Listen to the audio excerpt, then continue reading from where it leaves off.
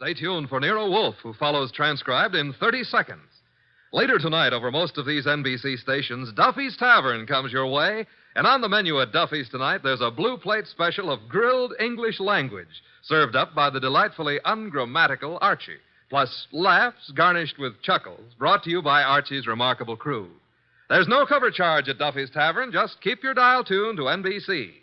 And this Sunday means another broadcast of The Big Show. And your guests include Fred Allen, Douglas Fairbanks, Danny Thomas, and many, many more. Tallulah, of course, is your hostess on The Big Show. Ladies and gentlemen, that phone bell means adventure. Hello? Hello? The young man answering the phone is Archie Goodwin. The mountain of a man engaged in deep thought in the oversized armchair is Nero Wolfe. Mr. Wolfe, we've got a case. I'm not sure whether somebody's going to kill a rabbit or a rabbit is going to kill somebody, but either way, it's going to be murder. Please, Mr. Wolfe, even orchids have to eat. Phooey. Yes, sir, Mr. Wolfe will take the case. As a matter of fact, he's working on it right now. Money, work. Bah. Greatest detective in the world. Only trouble is, he is.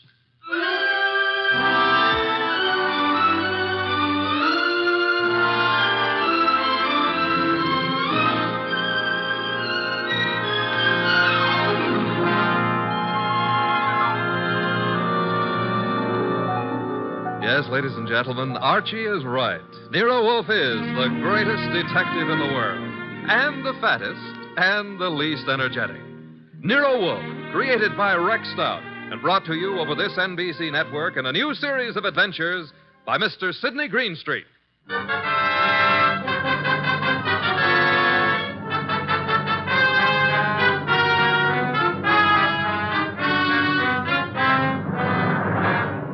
Tonight, it's the case Nero Wolfe likes to remember as the case of the friendly rabbit. He sometimes prefers his proverb scramble. It began in lots of places. Let's take a look at a few of them. In particular, the richly appointed library of a man named Veek. Mr. Veek, what's happening? Relax, Haynes. Your blood pressure. I thought it was a gag, but you really are shutting the club down. I'm shutting it down. Why? I got the joint rolling. The suckers are pouring in. And next week, the governor's committee. Huh? It's moving out of Baylor County. Our joint enterprise is in Baylor County. I think the club needs a rest. Crime committees so rarely admire gambling. Oh, that's different. So it is. The club needs a rest. You need a vacation. Florida, perhaps? I don't like Florida. Pick any place you like, just so long as you get out of reach of a subpoena. The heat's on, huh, boss? You've just coined a phrase that may very well catch on. Get out and stay out of the state until I send for you. Okay, Mr. Veek. Sure, Mr. Veek. Marshal? Yeah? That about covers us in Baylor, am I right? You're right. The dear governor's dear committee will be sorely disappointed. However, I doubt it'll give up quite so soon. I wouldn't think so. Therefore, have the truck driver deliver another shipment of carrots to the rabbit farm. Eh, Marshal? Okay, boss.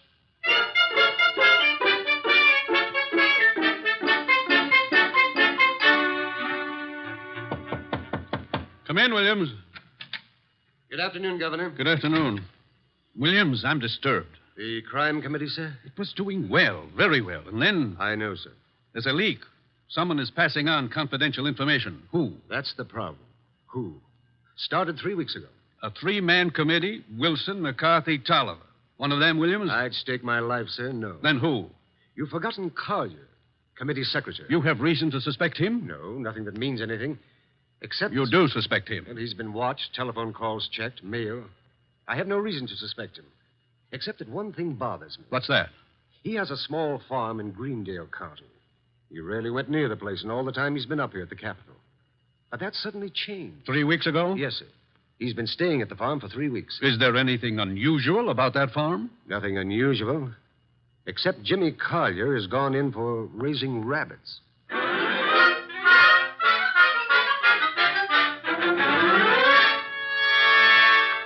Jimmy, Who is it? Oh, hello, Claire. you've been hiding from me. I've been out here with the rabbits. Jimmy, what's wrong? With what? You. There's nothing. You're lying. We grew up together, remember? We live next to each other, Jimmy. We were going to be married. Hey, wait a minute. We still are, last I heard. You haven't heard recently enough. What does that mean? It means we're not getting married. But, You've Clara... been avoiding me, and you've been getting money, lots of money from someplace. And in a shady way, I feel. All right, you know. So what? I've been concerned about your sudden devotion to these rabbits and the kind of men you've been seeing. What do you mean? Like the one up at the house now, waiting for you. Oh, there's somebody waiting? That's why I came down here after you. I'd better get up there. He's a crook, Jimmy. Look, All right. I sort of got myself in a mess. I needed money, but it's over, Claire. No more. Are you sure? Of course I'm sure. I wish I could believe you. For your own sake. But I feel I can't. Not anymore.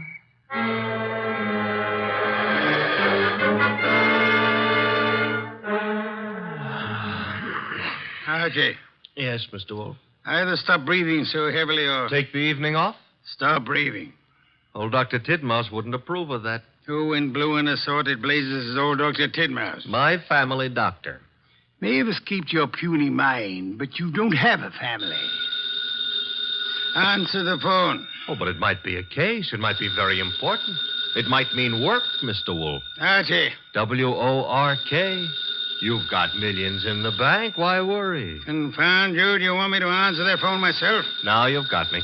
No, Mr. Wolfe. Couldn't let you knock yourself out lifting a telephone receiver. Nero Wolfe's office, Archie Goodwin speaking. What? Wait, Mr. Wolfe is to go up to Greendale at... Oh, now, look, friend. Mr. Wolfe does not go anywhere, and that includes Greendale. He wouldn't stir out of the house for anybody short of the... What? I see. Yes, sir, in an hour. Goodbye. Mr. Wolfe, brace yourself. You've got an appointment with a Mr. Williams at the Starlight Hotel in Greendale for 1 hour from now. You're insane. No, I'll admit I've been tempted. Sure, were it not for the fact that often the native hue of resolution is sicklied o'er with a pale cast of thought, Quoting Hamlet will get you no place. I would fire you. And then who would drive you to the Starlight Hotel in Greendale? I'm not going to Greendale. Nevertheless, in an hour you will be there. And who, may I inquire, says so? The governor of the state.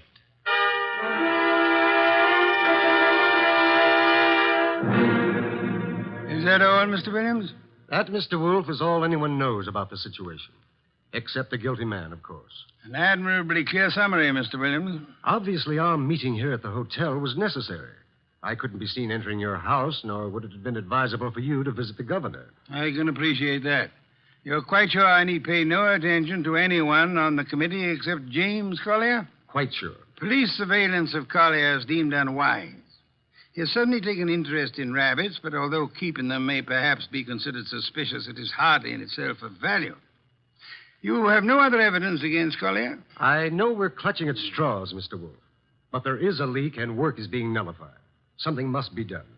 Hence the governor's call for you. Very well, sir. I shall attempt to be more than a man clutching at a straw. I said attempt. Archie, unpack. We shall stay at Greendale near Collier and his rabbits.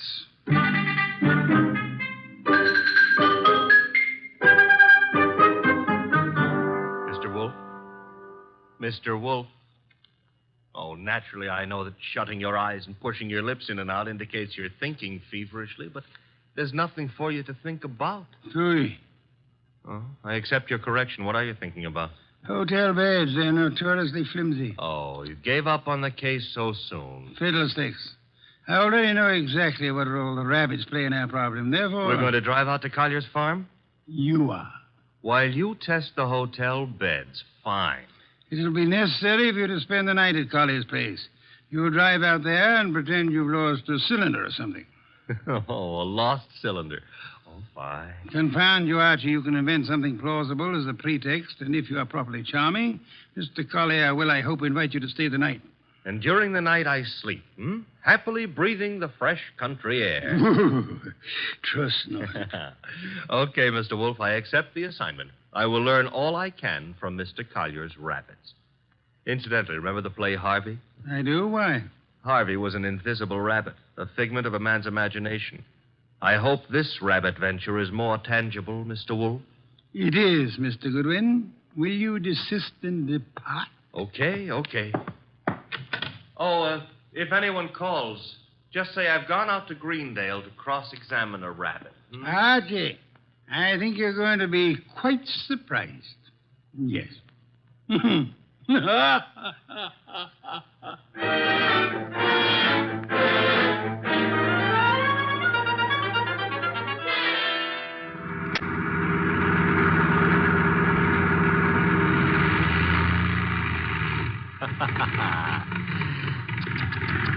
Running out of gas, and me such a big boy.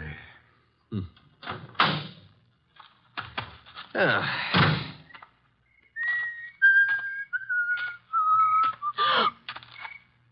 Hello. Hello? That tree a friend of yours? The tree? Yeah, the one you're clutching.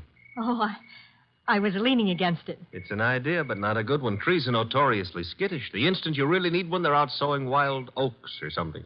You sound as if you know a lot about trees. Oh, I do. I was brought up in one. Look, now, if you really have to lean, I can recommend... No, thanks. Huh? I tried. Nice moonlight we're having. My name is Goodwin, and blondes call me Archie. I'm not blonde. Brunettes call me Archie, too. And what do redheads call you? Oh, we'll just skip that, huh? And your name is... Claire. Claire. I approve. Now, you may not believe this, but I have just run out of gas. You think I might wangle some up at your house? My house? You mean Jimmy's house? All right, I mean Jimmy's house. Well, I don't know. He might have some. Now, why don't we go up to the house and ask him? Well, all right. Mm-hmm. Jimmy who? Collier. Uh-huh. I like to be formal when I'm borrowing gas. Would you mind waving your left hand in front of my nose? Waving, Mike. Yes, just try it. Don't worry. I won't bite it. All right. I did. And very gracefully, too. No ring on the third finger. You're not Mrs. Collier. There isn't any Mrs. Collier. Are you applying for the position? Mr. Goodwin, Now, remember what I confided in you about brunettes. All right. Archie, you're a little rapid. Maybe. But I always remember what old Dr. Titmouse said. What did he say? Gather ye rosebuds while ye may. Old time is still a-flying. Robert Herrick wrote that. He did? Dr. Titmouse is a liar. How much farther is this house? Well, it's just beyond those trees. Oh! What? There was something ran across the path. It brushed my legs. It frightened me so. Must have been a rabbit. I guess it was. Oh, I'm sorry. That was silly of me. Oh. Don't worry about it. Also, you will have noticed how much more satisfactory I am than a tree. For clutching at moments of stress, I mean. Archie. Mm-hmm. But you'd better let go now. What And we'll get on to the house. See, I don't need a haircut, and you're not the right type for Delilah anyway. You mean something by that. Something nasty. Well, that depends. What I meant is you've already signaled whoever you're supposed to signal. Nothing frightened you back there. Why? That scream had a lot of carrying power. Oh, that's the house, huh? Looks peaceful enough. Archie, Who were you supposed to warn if anyone came up the path to the house? For no one. Something did frighten me. Honey, I've been lied to by experts, and you're not one. Oh. Think I ought to knock? No, we don't think I ought to knock. Dark inside, except for a handful of moonlight filtering in through the windows. Kind of early for Collier to turn in, isn't it? I wouldn't know. Let's go find out. Now, relax. Grandpa's making with the chimes. Time is, 10 o'clock. Oh, it's getting late. Come on. This would be the living room. Filled with early American furniture. The early Americans would be pleased. Nothing here. What's that door lead to? I don't know. Or won't tell? Smaller room. Dark as...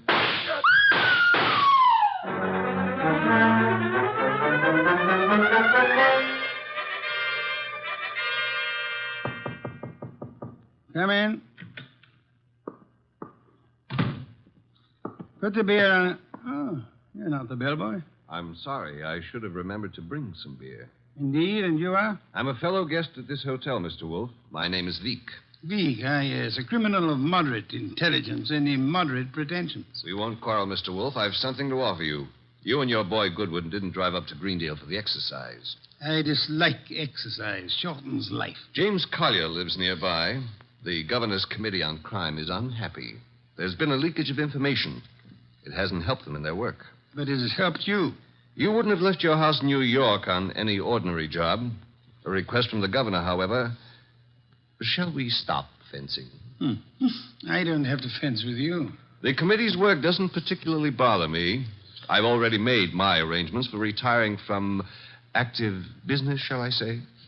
However, I don't want you messing around in the meantime. Indeed. In your effort to discover how the committee's information leaked out, you might also discover a number of things about me that I prefer to remain undiscovered. No one has employed me to do anything about you, sir? Not directly, but indirectly you might have to. I want to insure myself against any such possibility. I want to make a deal with you. I'm ready to supply you with the name of the man responsible for the leak and papers proving his guilt. I have them here. In return for which you expect? A quick conclusion to your activities and your return to New York, leaving my name out of your reports. I'm neither a public official nor a philanthropist. I should do nothing about you unless it becomes necessary. You may remove your hand from your pocket. You wouldn't dare shoot me. Now then, the name of the man. James Collier. Proof of his guilt? These. A series of reports on the committee's meetings in Collier's handwriting. Thank you. Good night, sir. Good night. And I hope for your sake that we do not meet again. Phew. Archie, answer it. Oh. Hello? Mr. Wolfe? Yes, Archie. I'm at the Collier place. Since it takes only 10 minutes to get there, may I congratulate you on your speed? I've been at the Collier place for nearly an hour. Doing what? Oh, meeting Claire for one thing, discussing rosebuds. Your delay has been explained. Good night. And for another, I was being around when someone got murdered. Ah, you laid hands on the murderer? No, the room was dark. By the time I got Claire untangled from me and started looking for somebody with a gun, he'd left. I see. And the dead man, of course, is James Collier. No, sorry. Found it had to be. Who was he? Total stranger. Archie. I'm not being difficult. There was no identification on him. Strange. A description. Early 30s, height maybe 5'10", weight around 175 pounds. Blonde hair, blue eyes, a very natty dresser. Suit custom tailored with a built-in shoulder holster. Don Juan shirts. Manicured but very dirty fingernails. And he... Uh-oh. Company. The police? Mm-hmm. Very well, you tell them whatever you think proper, without mentioning the governor's committee, of course. You then bid them farewell and come to the hotel. Can't I say goodbye to Claire, too? You cannot. Confound you, Archie. Do you think I want to wait up all night?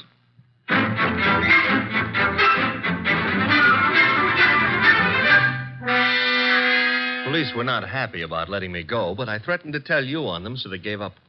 You have told me the entire story of what occurred at the Collier farm, Archie? Mm-hmm. All details.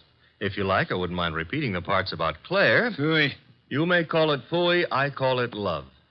By the way, did you know that it was Robert Herrick who wrote that poem? Confound you, be quiet. Okay, push your lips around, but you've missed something. I have? Mm-hmm. The burning question of the day. The night, rather. Which is? Where is James Collier? Ah. Stop buying. The cops want him on suspicion of murder. The way it shapes up, he shot our unknown pal and then headed for the nearest border. Nonsense. Mean he didn't shoot our unknown pal? I mean Collier's whereabouts are not a mystery. You know where he is? I know where he is. I don't believe it. You couldn't know. You haven't been out of the hotel. You haven't had any calls. Archie, I use my intelligence. If you had used yours instead of voting the girl... I still wouldn't know where Collier is. Never mind. I'm impressed. What do I do now? You get Mr. Veek on the phone. Huh? He's staying here at the hotel. Oh, old home week. Operator. Mr. Veek, please. Hello? Hello, Mr. Veek. Who is this? Mr. Wolfe wants to speak with you. Just a second. Here you are, sir. Thank you. Mr. V, where were you at 10 o'clock? Why, on my way to the hotel. You checked in at... 10:15, then came directly to your room.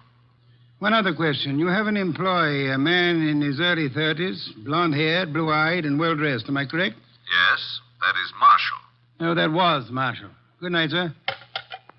Having done that, whatever it meant, we now go to sleep? Phooey, we go to the Collier farm. Okay, but why?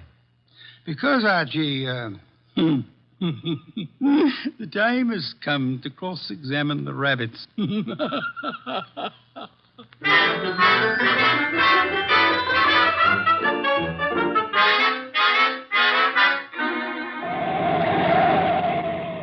Confound you, Archie. You're not driving a truck. Be careful. Truck drivers are careful. Also, they're courteous. Indeed. Furthermore, they will always stop to help a motorist in time of trouble.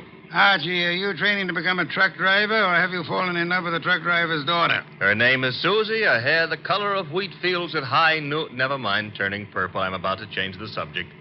Boss, I have a theory. Stick to truck drivers. As follows. Our boy Collier, who'd been selling information to Veek, had a change of heart and decided to turn ethical. But Veek's man, Marshall, at Veek's orders, tried to apply pressure, so Collier shot him and headed for Canada. And the girl's role? Was to brighten my life. Oh, you mean about her playing sentry? Well, she's in Veek's employ, too. Phooey. Don't like my theory. It's charming. It merely happens to be wrong. Merely happens to be... Why is it wrong? Because, Archie, of a dead man's dirty fingernails, Marshall's fingernails. Oh. Well, you made me bring you to the rabbit hutches. We have arrived. There are the rabbits. Go ahead, cross-examine them. Good many hutches. A large pen for the rabbits to run about in. Notice that they're all cowering at the far end of the pen, ran as we entered. That's because they don't like us, maybe, huh? One of them, however, seems to be friendly. The one up here, and at the corner opposite us. Oh, yeah, there is one here. He's not friendly, Mr. Wolfe. Indeed? He's dead. Somebody stove in his skull. Interesting. What's interesting about a dead rabbit? He may be dead now, Archie, but he was friendly. Too friendly.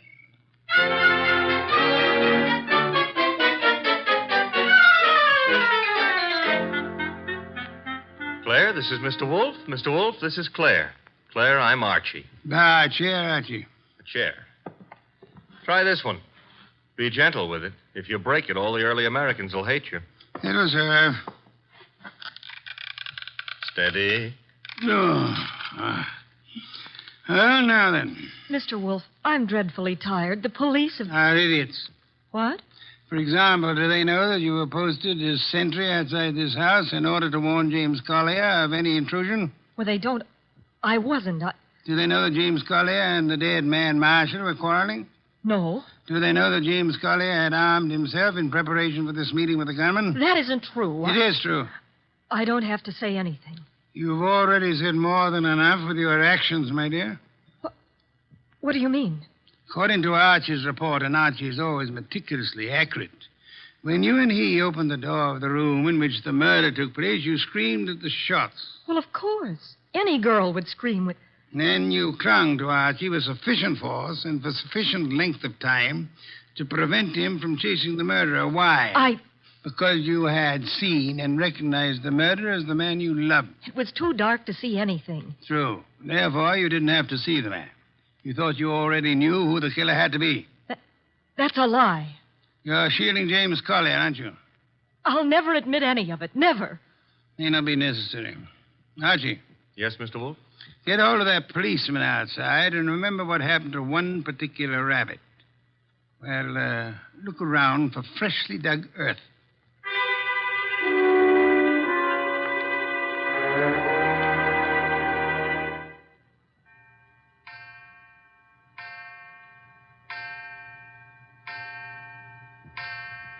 Midnight. What are we waiting for? A return? Archie's? No, it'll take him longer. Well, then whose? Mr. Veek's, of course, complete with revolver. Come in, Mr. Veek. It couldn't have been easier. No one outside, only the two of you here. I warned you, Wolfe. Fiddlesticks. You merely tried to use me as a prop for an alibi and a rationalization for a motive. I don't understand. Mr. Wolfe does. Indeed, I do. Did you really think me fool enough to believe your proposal, Mr. Veek? It was plausible. It was nonsense. You pretended you were handing James Collier, plus the proofs of his guilt, over to me in an effort to keep yourself out of the picture. But your proposition was silly. No matter how much I might have wanted to help you, I would have been powerless once James Collier went before a jury. You're too intelligent not to know that. That couldn't have given you enough to go on. It didn't. You yourself gave me more. I did. When you came to my room, you told me you knew Mr. Goodwin and I had come to Greendale, checked in at the hotel. I did.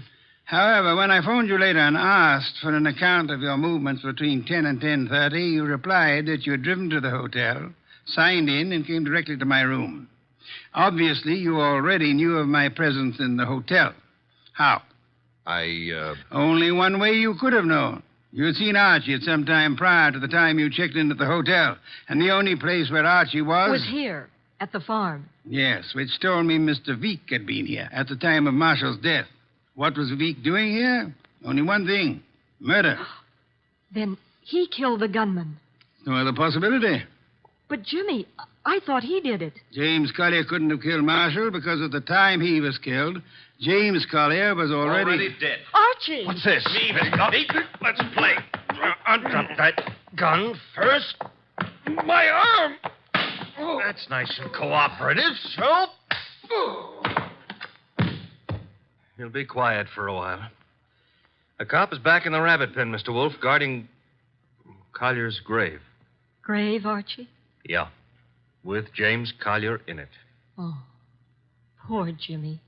Veek knew the expose was coming. He had to shut Collier up. So he had his gunman, Marshall, kill Collier and bury him in the rabbit run back of the hutches. You spotted that, boss, because of... You dead rabbit. The others scuttled away from the man who bore James Collier's body to that lonely spot. But one rabbit overcame his fear. He was too friendly. And got killed for it. There was that And the dirty fingernails of Marshall, the gunman who killed and buried James Collier. Your description indicated extreme neatness. The dirty fingernails were a wrong note. Yeah, indicated he'd been digging. So we know now, don't we? Veek killed his own trigger man to frame a dead man for it. Collier would be thought guilty. He'd be hunted among the living. And all the while... Oh, I'm sorry, Claire. It's all right, Archie. I didn't love Jimmy. That was all washed up. Mr. Wolfe, I understand everything, except why did Jimmy suddenly start staying at the farm with the rabbits? He knew he'd be watched. He couldn't risk conveying his information by telephone or the mails. Nor could he be seen holding conversation with men who might be traced to Veek. But who would suspect a truck driver delivering carrots for the rabbits as being the go-between for Jimmy Collier and Veek? Nero Wolfe. Which is why I hope there's an adequate bed in this house for Mr. Wolfe. I'm sure I'll be able to find one. Splendid, Archie.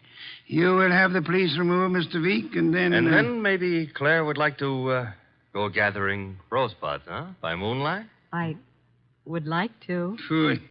I shall go up to bed now. I've seen the moonlight more times than I care to remember. However, while you and Miss Claire stroll through the moonlight, Archie... Yeah? You might remember that rosebuds have thorns.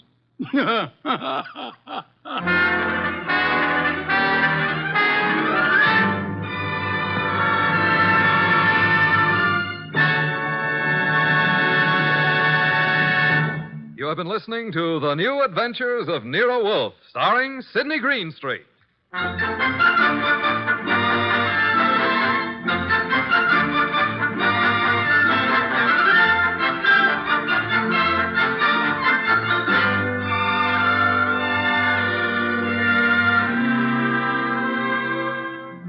Tonight's transcribed story was based on the characters created by Rex Stout.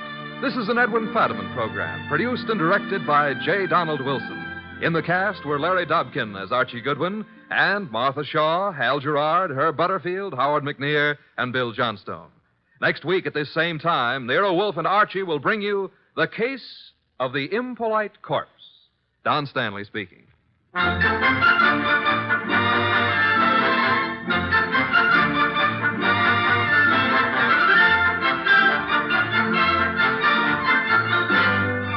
Three chimes mean good times on NBC. There's no cover charge at Duffy's Tavern. Just keep your dial on this NBC station this evening as Archie the Manager, played by Ed Gardner, and his remarkable friends serve up another blue plate special of grilled English language, fresh laughs and whimsy a la mode. Another Friday fun favorite is the delightful Life of Riley, starring William Bendix as the beleaguered Chester A. Riley. Now it's Sam Spade. Then, The Magnificent Montague on NBC.